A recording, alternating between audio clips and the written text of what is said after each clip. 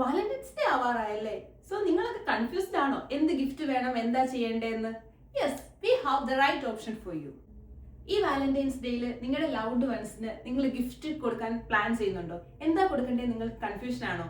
Yes, we have launched the gift hampers for Valentine's Day. And also നമ്മുടെ gift hampers വളരെ affordable റേറ്റിലാണ് നമ്മളിപ്പോൾ launch ചെയ്തിരിക്കുന്നത്. And the gift hamper series starts from 199.